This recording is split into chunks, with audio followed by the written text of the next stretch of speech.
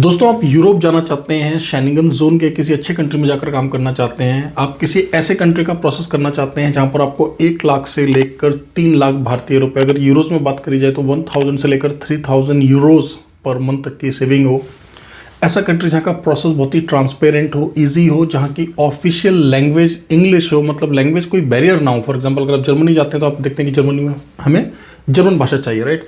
तो एक ऐसा कंट्री जहाँ पर ये सभी बेनिफिट्स हों, साथ ही साथ एक ऐसा कंट्री जिसका वर्क परमिट टाइम पर आ जाए, जिसकी अपॉइंटमेंट को लेकर कोई प्रॉब्लम ना हो, कहीं पर भी वीएफएस में आप सबमिशन कर सकें, पीसीसी ना चाहिए हो, जॉब स्विच करना इजी हो, राइट। कंट्री ऐसा कि जहाँ की क्लाइमेटिक कंडीशंस बहुत बेहतरीन हो, टूरिस्ट प्लेस हो, राउंड द ईयर वहाँ पर आपको काम मिले, अगर आप ओवर टाइम करना चाहें, पार्ट टाइम काम करना चाहें, वो भी अवेलेबल हो। तो दोस्तों, ये सब कुछ आपको मिल सकता है एक ही कंट्री में, और उस देश का नाम है माल्टा, राइट। आपने देखा होगा मई के मंथ में हमने कुछ सक्सेस स्टोरीज आपके साथ शेयर की हैं। आप अगर ग्रेजुएट हैं, 12th पास हैं, 10th पास हैं, आपकी एज अगर अप टू 35 ईयर्स है, आपका जो भी बैकग्राउंड है, राइट, बस एक बात का ध्यान रखना है कि एटलीस्ट आपको 50% इंग्लिश आनी चाहिए। अगर नहीं आती है तो टाइम है आपके पास, प्रिपरेशन कर लीजिए, ऐसा कोई क्राइटेरिया नहीं है, क्योंकि इंग्लिश एक लैंग्वेज है दोस्तों, कोई आपको पीएचडी की डिग्री थोड़ी ना लेनी है।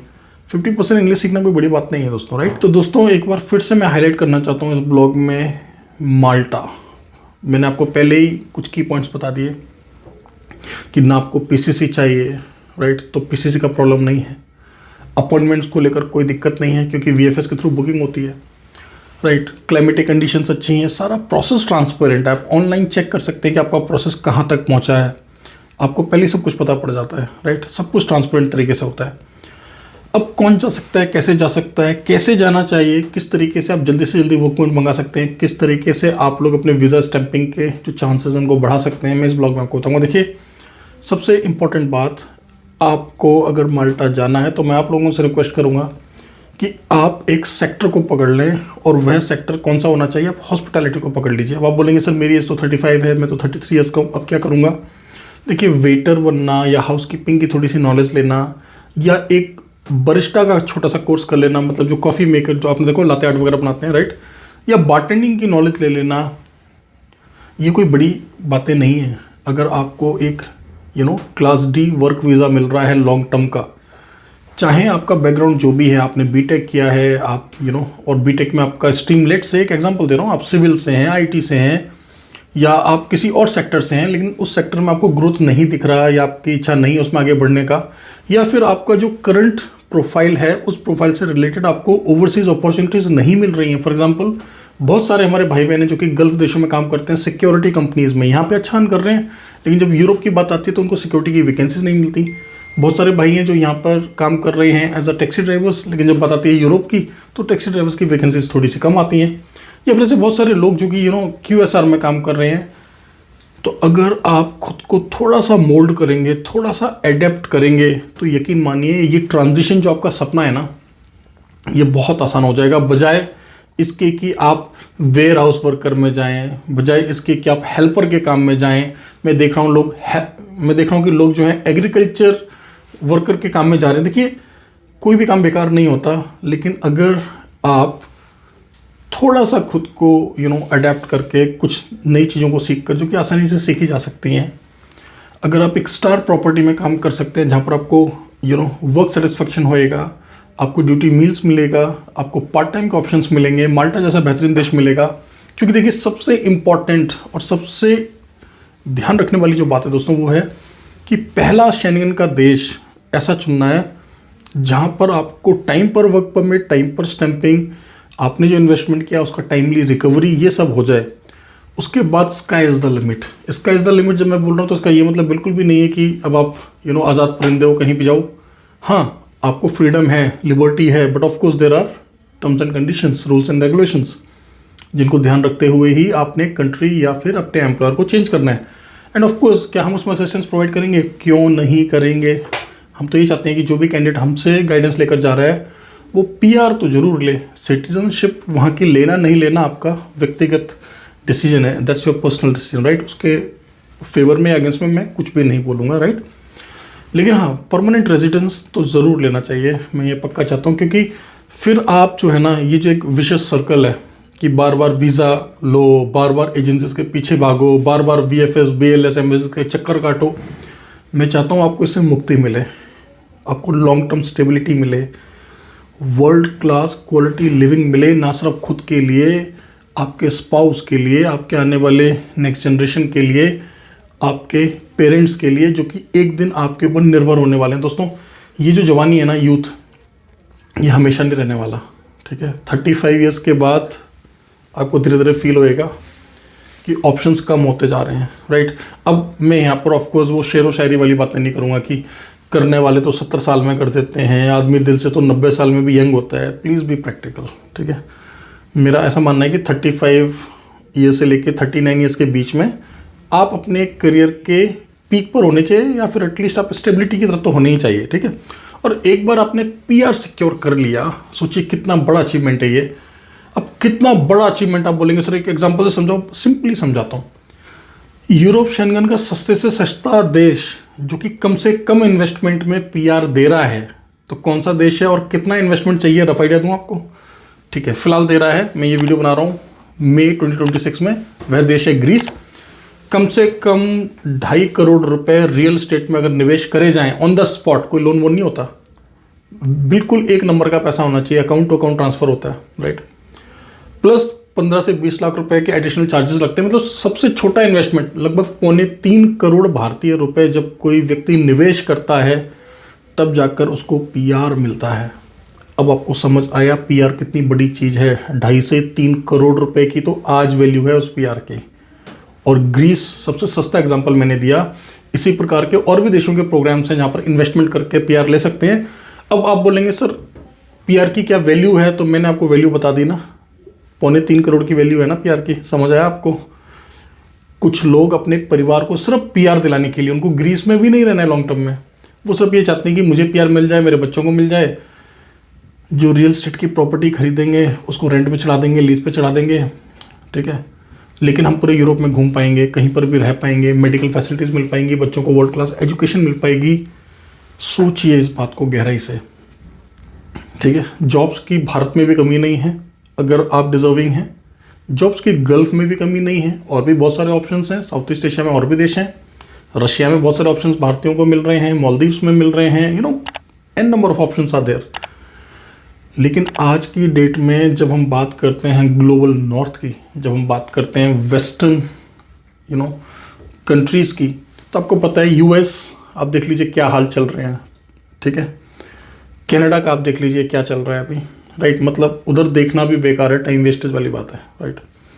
इसके अलावा ऑस्ट्रेलिया न्यूजीलैंड पहले से ही वो वहाँ जाना भी मुश्किल था, और हमें उसको कंपेयर नहीं करना चाहिए, क्योंकि जो मोबिलिटी जो ईज़ आपको यूरोपियन कंट्रीज़ देते हैं वो वहाँ पर आपको नहीं मिलने वाला, राइट। क्योंकि वो डिफरेंट कॉन्टिनेंट ही है ना। आप देखिए कहाँ पर यूरोप है और कहाँ पर ऑस्ट्रेलिया न्यूजीलैंड है, क्लियर हुआ। ले देखकर शेंगन जोन में माइग्रेट करना जेन्युइन वर्क वीज़ा पर आज की डेट में सबसे वाइज डिसीजन है। क्योंकि आप कैसे पता करते हैं कि कौन से देश सबसे अच्छे हैं, ठीक है। अब मैं लोगों को देखता हूँ, कोई देख रहा है टूर एंड ट्रैवल का वीडियो, कोई देख रहा है स्टडी अब्रॉड का वीडियो। भाई सब बात हो रही है एम्प्लॉयमेंट की, बात हो रही है करियर स्टेबिलिटी की, तो उस पर्सपेक्टिव से यूरोप सही है। अगर आपको ना समझ आए तो आप हैप्पीनेस इंडेक्स में जाकर देख लो, कहाँ के देश, किस कॉन्टिनेंट के देश मैक्सिमम नंबर्स पर हैं, कहाँ पर रेसिज्म कम है, राइट। बात समझ आया। और सबसे इंपॉर्टेंट बात, फिजिबिलिटी भी तो होनी चाहिए ना, संभावना कितनी है। वैसे तो US सबसे अच्छा है, US में जाते हैं तो डॉलर्स में कमाई होती है, लेकिन कैसे जाओगे आप, और चले जाओगे जेन्युइन तरीके से, तो क्या पॉसिबिलिटी है कि आपको स्टेबिलिटी मिलेगी। आप देख लीजिए जो इतने साल से लोग हैं, इतने पढ़े लिखे लोग हैं, उनको भी प्रॉब्लम आ रहा है अभी, ठीक है। हाँ, अगर कोई इन्वेस्टमेंट वीज़ा पर जा रहा है, आपको पता है EB2 EB5 बहुत सारी कैटेगरीज होती हैं, राइट। कोई स्किल रिलेटेड है, कोई इन्वेस्टमेंट रिलेटेड है, राइट। अब लेकिन EB5 का भी तो वेटिंग कितना ज़्यादा ना US में, और कितना पैसा इन्वेस्ट करना है। देखिए ना कितने करोड़ रुपए का इन्वेस्टमेंट चाहिए अगर US में आपको जाके लॉन्ग टर्म में आप रास्ता चाहते हैं। सो अगेन, क्योंकि मेरे जो फॉलोअर्स हैं वो आमतौर पे middle class, lower middle class या अपर मिडिल क्लास के लोग हैं, जो कि कुछ हज़ार या कुछ लाख रुपए महीना कमाने वाले हैं, राइट।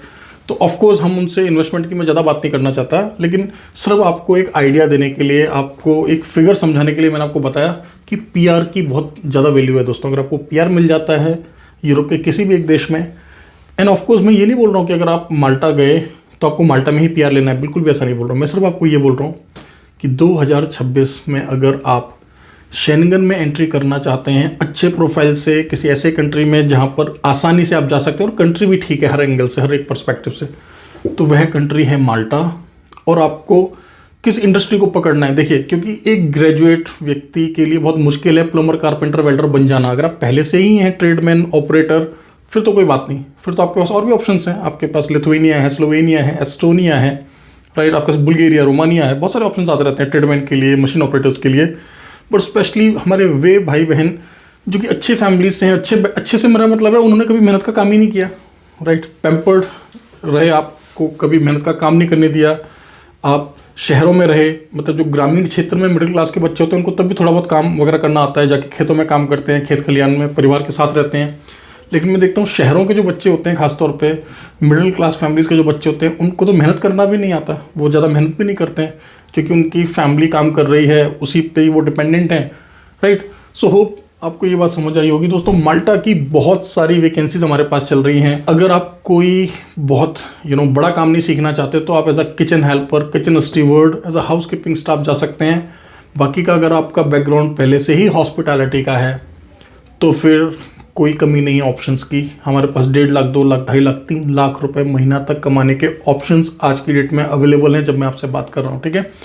और अगर आपके परिवार में, आपके परिचय में, आपकी जानकारी में कोई भी ऐसा व्यक्ति है, कोई भी ऐसा मेल है, फीमेल है जो कि वर्ल्ड क्लास करियर बनाना चाहता है, तो प्लीज़ आप उसको बताइए कि बेकार की डिग्रियां लेकर कोई फ़ायदा नहीं है। आप भी इन हज़ारों लाखों बेरोजगार युवाओं के कतार में शामिल होने वाले हैं। शौकिया किसी कोर्स को मत डिसाइड कीजिए, बहुत गहराई से सोचिए समझिए। स्पेशली अगर आप मिडिल क्लास फैमिली से हैं तो देखिए क्या उस कोर्स करने के बाद में आपको अपॉर्चुनिटीज़ मिलेंगी। और जब अपॉर्चुनिटीज़ की बात है, देखिए अगर कोई अच्छा कोर्स है, कोई अच्छा डिग्री है, कोई अच्छा डिप्लोमा है, कोई अच्छा स्किल है, तो पूरी दुनिया में उसकी वैल्यू होगी, किसी एक क्षेत्र में नहीं होने वाली। ये बात आप समझ लीजिए, समझ आया। उदाहरण के लिए अगर आप अंग्रेजी भाषा सीखते हैं तो पूरी दुनिया में अंग्रेजी भाषा की वैल्यू है। बात समझ आए, मैंने आपको उदाहरण दिया। अब इसकी तुलना आप और चीज़ों से कर लीजिए, मैं नहीं बोलूँगा, अदरवाइज चीज़ें थोड़ी गलत हो जाएंगी। तो आपको जो भी सीखना है अंतर्राष्ट्रीय स्तर का सीखना है, जिसकी वैल्यू आपके देश में भी हो, आपके देश के बाहर भी हो। जैसे मैंने आपको हॉस्पिटैलिटी का एग्जांपल दिया, मैं कई बार हेल्थ केयर का एग्जांपल देता हूँ। मेल नर्सेज भी होते हैं, फीमेल नर्सेज भी होते हैं। ऑफ कोर्स जो मेडिसिन पढ़ते हैं, जो डॉक्टर्स बनते हैं, वो तो एक अलग ही लेवल हो गया। बट नॉर्मली आप लोग जीएनएम कर लीजिए, नहीं तो बीएससी से बढ़िया तो कुछ होता नहीं है, राइट। तो ऐसे बहुत सारे ऑप्शंस हैं। और अगर आप देखिए बहुत ग्रामीण क्षेत्र से आते हैं, बहुत रिमोट एरिया से आते हैं, आपके पास संसाधनों की कमी है, फिर भी मैं आपको बोलूँगा, देखिए भारत सरकार के बहुत सारे कार्यक्रम चल रहे हैं, कई सारे राज्य सरकारों के, यूनियन टेरिटरीज़ के भी स्किल डेवलपमेंट के प्रोग्राम चल रहे हैं। प्लीज़ आप ये मत सोचिए कि भैया आपके राज्य में जो पॉलिटिकल पार्टी है वो आपको अच्छी लगती नहीं लगती, इन चीज़ों से बाहर निकलिए। आपको ये समझना है कि एक बार जो गवर्नमेंट आ गई, वही आपके अपने लोग हैं। और जो संसाधन है सरकार के, आप देखिए उनसे आप कैसे लाभ उठा सकते हैं, ये इस बात को आप समझिए, ठीक है। और आप देखिए कि कौन से स्किल प्रोग्राम चल रहे हैं, कौन सी ऐसी फैसिलिटीज़ हैं। बहुत सारे स्किल प्रोग्राम चलते हैं, मैं देखता हूँ, लेकिन लोग सीखना ही नहीं चाहते। आप चाहे वेल्डर, प्लम्बर, कारपेंटर, ऑपरेटर कुछ भी बन जाइए, लेकिन आप अनस्किल्ड वर्कर की तरह विदेश मत जाइए। और साथ साथ ऐसे बहुत सारे यंगस्टर्स हैं जिन्होंने BA, BCom, BBA, BSc, MA इस तरह की पढ़ाइयाँ करी हैं और उनको समझ नहीं आता आगे किस काम में जाएं। तो वो लोग क्या कोशिश करते हैं कि सर मुझे स्टोर कीपर में डाल दो, मुझे वेयर हाउस वर्कर में डाल दो। अगेन ये ऑप्शंस हैं। आप मुझे बताओ कि एक स्टोर कीपर का, हेल्पर का 5 साल के बाद क्या भविष्य होएगा। अगर यही क्वेश्चन मैं एक कॉमी 3 कुक से पूछूँ ना, तो 5 साल के बाद वो एटलीस्ट एक शेफ होएगा। आपको बात समझ आया मैंने क्या बोला। अब जिस रास्ते पर जा रहे हैं ना, वो रास्ता देखिए कहाँ लेकर जाएगा आपको। सिर्फ वक्त काटने वाली और चलता है एटीट्यूड, अरे चल जाएगा तब का तब देख लेंगे, ऐसे हमेशा नहीं होता, ठीक है। तो सो प्लीज़ थिंक वाइजली। देखिए हमारे थ्रू तो आप कहीं भी जाइए, किसी भी काम में जाइए, हमें तो हमारा पैसा मिलेगा, हमें तो हमारी फ़ी मिलेगी, हमें कोई प्रॉब्लम नहीं है। लेकिन दुख होता है जब मैं देखता हूँ लोग छोटा सा एफर्ट नहीं डालना चाहते, लोग कुछ नया सीखना नहीं चाहते, खुद को जरा सा भी बदलना नहीं चाहते और पूरी जवानी ख़त्म कर ले रहे हैं अपने कंफर्ट जोन में और लास्ट में कुछ नहीं लगता उनके हाथों में। बात समझ गए? तो अपॉर्चुनिटीज़ की कमी नहीं है दुनिया में, आपको अडेप्ट करना होएगा, आपको अपॉर्चुनिटीज़ की तरह खुद को ढालना होएगा। दुनिया नहीं बनेगी आपकी तरह, कोई देश आपके लिए वैकेंसीज नहीं निकालने वाला, कोई भी देश कोई भी कंपनी अपने लाभ के लिए आपको वीज़ा देती है कि उनकी अर्थव्यवस्था, उनकी इकोनॉमी कैसे आगे बढ़े। अगर आप उनकी इकोनॉमी में कंट्रीब्यूट कर सकते हैं तो आपको बुलाया जाएगा, अच्छे से लगातार कर सकते हैं तो आपको पीआर दिया जाएगा। बात समझ रहे हैं? किसी को भी आपकी व्यक्तिगत आपकी क्या आकांक्षाएं हैं, इच्छाएं हैं, समस्याएं हैं, किसी को से लेना देना नहीं है सिवाय आपके परिवार के, ठीक है, आपकी खुद की सरकार के, ठीक है। ऑफकोर्स हमारी गवर्नमेंट, हमारे देश की गवर्नमेंट हमारे बारे में सोचेगी ना, किसी दूसरे देश की सरकार हमारे बारे में क्यों सोचेगी? किसी दूसरे देश की सरकार तो सिर्फ ये सोचेगी कि कहाँ से सस्ते और बढ़िया वर्कर्स मिल जाएं और कम से कम जिम्मेदारी पे मिल जाएं, हमें उनको कुछ देना ना पड़े। बात समझ आया? तो उम्मीद करता हूँ ये बातें आपको समझ आई होंगी। तो जब मैं बात करता हूँ माल्टा की, तो ऐसा कुछ नहीं है कि माल्टा से मेरा कोई पर्सनल रिलेशन है, कि मेरे वहाँ इन लॉज रहते हैं या मैंने वहाँ से स्कूलिंग करी थी, या मैं मेरा फेवरेट टूरिस्ट डेस्टिनेशन है। भाई मेरा फेवरेट टूरिस्ट डेस्टिनेशन जो यूरोप में है ना, वो स्विट्जरलैंड है। मैं आपको बताता हूँ, ठीक है, क्योंकि जब मैं बहुत छोटा था तो उस टाइम पे मैंने एक मूवी देखी थी DDLJ शाहरुख खान की, तब से मेरे मन में था जब जाऊँगा यूरोप तो स्विट्जरलैंड घूमूंगा। स्विट्जरलैंड घूमूंगा, भी जा रहा हूँ घूमने के लिए जून 2026 में, ठीक है। So my favourite tourist destination is Switzerland. So I always tell you people कि इस कंट्री को कंसिडर करो, इस कंट्री को करो ऑन द बेसिस ऑफ कहाँ जाना फीजेबल है, पॉसिबल है, राइट। तो 2026 में please focus on Malta, once again I am telling you. इसके अलावा और भी बहुत सारे कंट्रीज़ हैं, बहुत सारे ऑप्शंस हैं। अगर आप कुछ और कंसिडर करना चाहते हैं तो प्लीज़ वर्किंग आज में हमारी टीम से बात करें। बहुत सारी वैकेंसीज हमारे पास चल रही हैं, प्लीज़ एक बार डिस्क्रिप्शन को गो थ्रू कर लें माल्टा की। जैसे मैंने आपको बताया 1000 यूरो से लेकर 3000 यूरोस तक आप अर्न कर सकते हैं, ठीक है। Thank you very much, all the best.